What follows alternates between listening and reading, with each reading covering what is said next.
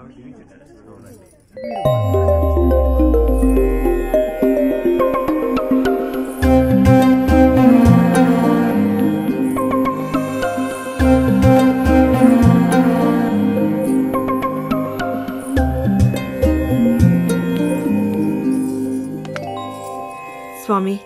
ఇది నా కూతురు వసుధ.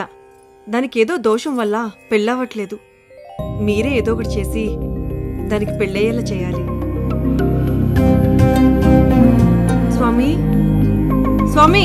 అమ్మా, స్వామి మీ అమ్మాయి దోషాలని అధ్యయనం చేస్తున్నారు. ఆయన చల్లని చూపు మన మీద ఎంతసేపు పడితే మనకంత అదృష్టం.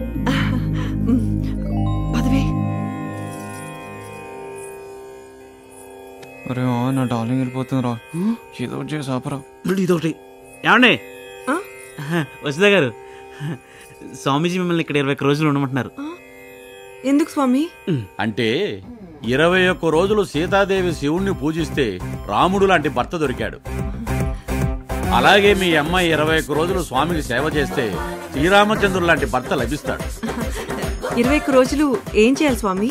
ఉదయం సాయంత్రం భజనలు, రాత్రిపూట పవలింపు సేవ, ఇవన్నీ చేయటం వలన దోషాలు పోయి మంచి ఫలితాన్ని పొందుతారు. ఏమంటారు స్వామి? మహాప్రసాదం. ఎవరికి? ఎవరికంటే తింగడతానా? స్వామికి.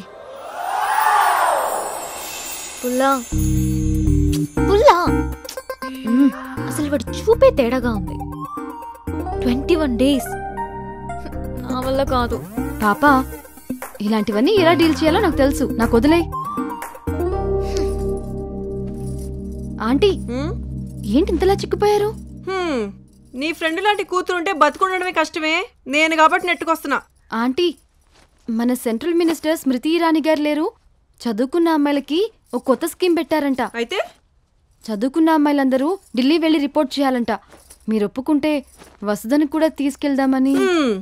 ఇద్దరు కలిసి బానే ప్లాన్ చేశారే. నాకు చదువు లేదు కదా, మీరేం చెప్పినా నమ్మేస్తా అనుకుంటున్నారా? అది ఇక్కడే ఉండి 21 రోజులు పూజ చేయకపోతే మీ ఇద్దరికి కాళ్ళు చేతులు ఇరుగుతాయి. అమ్మా, నా వల్ల కాదు. అయినా వాడు బాబా ఏంటి? వాడి చూపే అదోలా ఉంది. అవ్వా, కళ్ళు పోతాయే. దేవుడు చూపుకి పేరు పెడతావా? మొన్నటికి మొన్న గుళ్ళో 3 నిద్రలు చేయమంటే ఎవడో వచ్చి మీద పడ్డాడని చెప్పింది. నోరు తెరిస్తే అబద్ధాలే. రేయ్, నువ్వన్నా చెప్పరా? తప్పమ్మా, అలా మాట్లాడకూడదు. నేనే నిదర్శనం. పాడు షుగర్ కోసం ఎన్ని హాస్పిటల్ తిరగలేదు. బాబా దయ వల్లే నాకు షుగర్ తగ్గింది. ఎంతమంది ఎన్ని మాటలు చెప్పినా దీని గోల దీనికే కానీ మన మాట మాత్రం లేదు. దీంతో ఇలా, ఆయనతో అలా. అంతా నా తలరా. వసు, ఈ ఒక్కసారికి మా మాట వినవే.